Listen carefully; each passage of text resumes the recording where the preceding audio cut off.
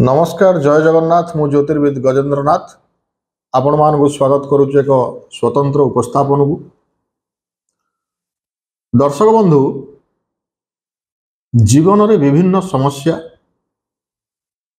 अभाव अनाटन शत्रु मानक बलय दुख दुर्दशा एवं दुर्घटना मध्यरे जीवन जेतेबेले हाहाकार होई उठे सेतेबेले आमे ज्योतिष मानक परामर्श नवा पाई मानसिक स्तर रे स्थिर करंती। दर्शक बंधु जन्म जातक रे किछि जोग मध्यरु पितृदोष गोटे बहुत बड़ दुर्योग रूप रे आमे परिगणित करि थाउ। जीवन रे यदि पितृदोष थाए तेबे तेबे अभाव अनाटन मध्यरे संसार चले।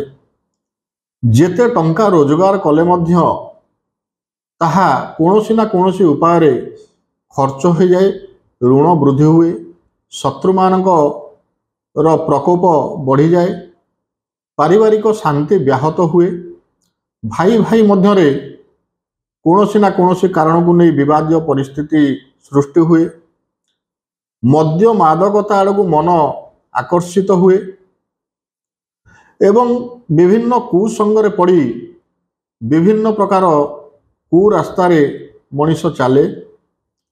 दाम्पत्य कलह, विवाह बाधा इत्यादि बहुत प्रकार समस्या देखा जाए।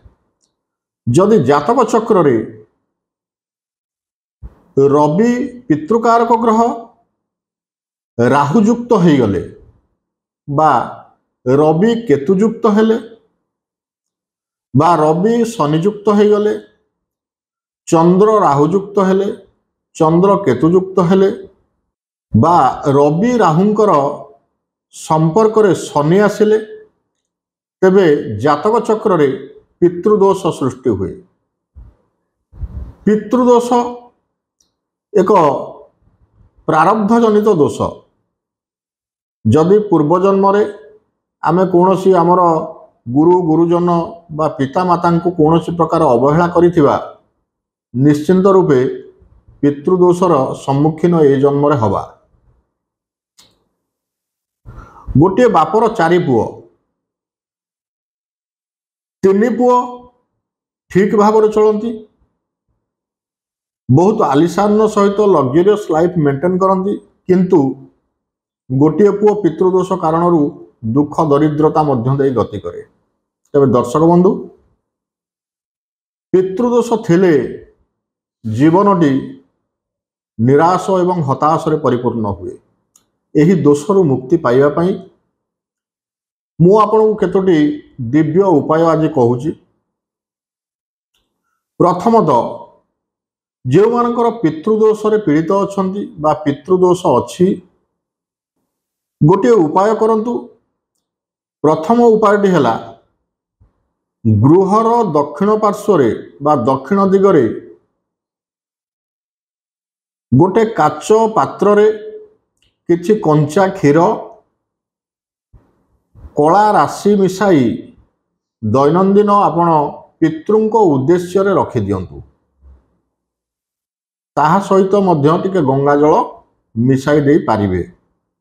गंगा जल, कंचा क्षीर एवं कला राशि किछि गोटे काच पात्र रे रखी आपण गृहर दक्षिण दिग जहा कि पितृमानक दिग पितृमानक उद्देश्य रे रखंतु, दैनिक रखंतु एवं ता पर दिन ताकु नै तुलसी मूल रे अर्पण करंतु।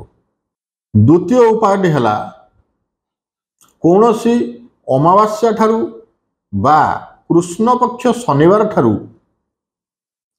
2टी रुटी टिके गुड़ एवं गोटे ग्लास रे पानी नहीं घरर दक्षिण दिगरे राति बेला राति 9टा 10टा समय बा 11टा समय पितृमानक उद्देश्य रे आपण भोजन दियंतु रुटी गुड़ एवं पानी। तृतीय उपायटी है पितृगणक मध्य मुहि अर्जमा नामटी बोलाई। भागवत रे कहुଯାଇଛି सूर्य हेले पितृगणर राजा बा पितृगण अर्जमा रूप में पूजा पाती। दैनिक सूर्य को तंभा पात्र रे जल रखी ता भितर कुश एवं तिल रखी पितृंक उद्देश्य रे दक्षिण को मुख करी सूर्य को स्मरण करी ओम अर्ज्यमणे नमः मंत्र को जप करी करी पितृंक तर्पण करंतु। चतुर्थ उपायटी है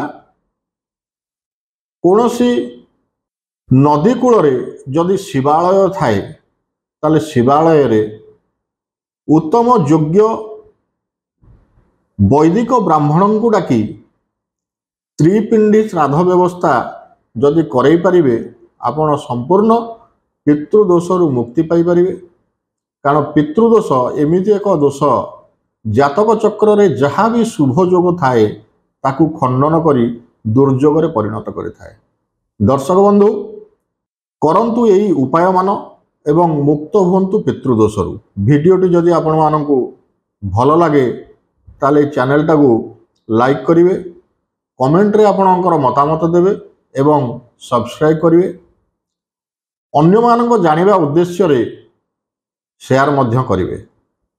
रहुची नमस्कार, जय जगन्नाथ।